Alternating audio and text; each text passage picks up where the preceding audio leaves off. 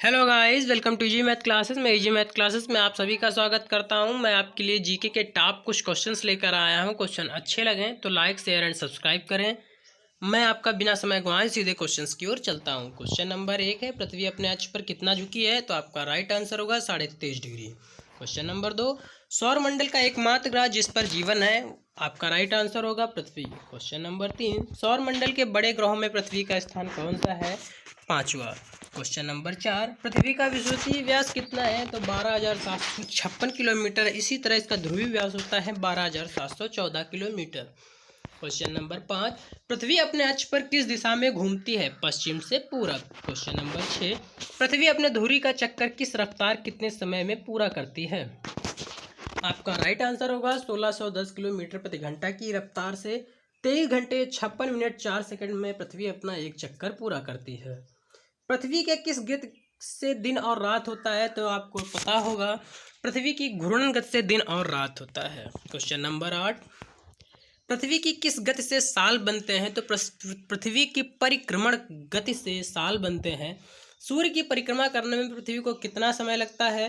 365 दिन 5 घंटे 48 minute 46 second, यानी 365 दिन 6 घंटे का समय एक सूर्य की परिक्रमा करने में पृथ्वी को लगता है। क्वेश्चन नंबर 10, पृथ्वी को सूर्य की परिक्रमा करने में लगे वक्त को क्या कहते हैं?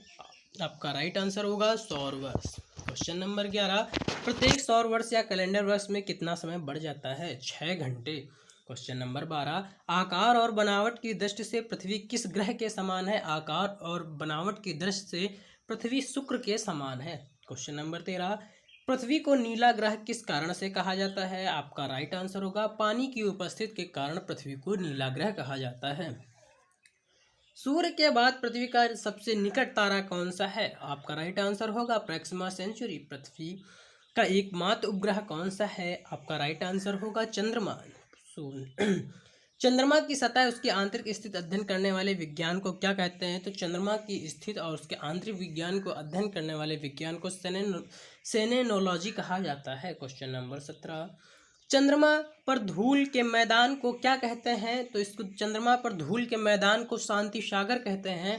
क्वेश्चन नंबर 18, जीवाश्म ग्रह किसे कहा जाता है? तो आपका राइट आंसर होगा चंद्रमा को जीवाश्म ग्रह कहा जाता है। चंद्रमा किसकी रोशनी से चमकता है? तो आपका राइट आंसर होगा चंद्रमा सूर्य की रोशनी से चमकता है। समुद्र में उठने वाले ज्वार भाटों की क्या वजह है? आपेक्षिक सौर एवं चंद्रमा की शक्तियों का अनुपात 11:5 होता है, इसीलिए इसका समुद्र में जो ज्वार भाटे उठते हैं ये चंद्रमा का कारण है। चंद्रमा पर पाए जाने वाले चट्टानों में किस धातु की मात्रा सबसे अधिक होती है? तो आपका राइट आंसर होगा टाइटेनियम। पृथ्वी से चंद्रमा का कितना प्रतिशत भाग दिखाई देता है? तो पृथ्वी से चंद्रमा का 57% भाग दिखाई देता है। क्वेश्चन नंबर 23, चंद्रमा धरती की परिक्रमा एवं घूर्णन कितने दिनों में कर सकता है? 27 दिन 8 घंटों में चंद्रमा पृथ्वी की परिक्रमा एवं घूर्णन कर सकता है। क्वेश्चन नंबर 24, चंद्रमा का सबसे ऊंचा पर्वत कौन सा है? लिबनिटज पर्वत। क्वेश्चन नंबर 25, चंद्रमा पर सबसे पहले पहुंचने वाले अंतरिक्ष यात्री कौन थे? चंद्रमा पर पहुंचने वाले सबसे पहले अंतरिक्ष यात्री नील आर्मस्ट्रांग एवं सर एडविन एल्ड्रिन। 26, चंद्रमा पर कब अंतरिक्ष यात्रियों ने पहुंचने में सफलता पाई? 21 जुलाई सन 1969 में। क्वेश्चन नंबर 27, या चंद्रमा पर पहली बार पहुंचने वाले अंतरिक्ष यात्री किस यान से गए थे? तो अपोलो 11 से गए थे। प्रकाश चक्र क्या है? किस वैसी वैकल्पिक रेखा जो पृथ्वी के प्रकाशित और अप्रकाशित हिस्सों को बांटती है उसे प्रकाश का चक्र कहते हैं। पृथ्वी की परिभ्रमण की दिशा क्या है? पश्चिम से पूर्व है। ये क्वेश्चन ध्यान देना, एक ऊपर है जिसकी दिशा पूर्व से पश्चिम की ओर है। जिस कक्षा में पृथ्वी को सूर्य की परिक्रमा करती है, जिस कक्षा में पृथ्वी सूर्य की परिक्रमा करती है उसे क्या कहते हैं? उसे दीर्घवृत्तीय कहते हैं। एप्साइड रेखा क्या है? उपसौरिक एवं औपसौरिक को मिलाने वाली काल्पनिक रेखा जो सूर्य के केंद्र से गुजरती है उसे एप्साइड रेखा कहते हैं। उपसौरिक क्या है? 3 जनवरी को सूर्य और पृथ्वी के बीच की दूरी कम हो जाती है जिसे औपसारिक कहते हैं। औपसारिक क्या है? जुलाई को पृथ्वी सूर्य से कुछ दूर चली जाती है जिसे अपसौरिक कहते हैं। क्वेश्चन नंबर 34, अक्षांश क्या है? क्या ग्लोब पर पश्चिम से पूर्व की ओर खींची गई रेखाएं जिसे अंश में प्रदर्शित किया जाता है उसे अक्षांश कहते हैं। किस रेखा को शून्य की स्थिति माना जाता है? विषुवत रेखा को शून्य की स्थिति दी जाती है। देशांतर रेखा यह ग्लोब पर उत्तर से दक्षिण की ओर खींची जाने वाली काल्पनिक रेखा है।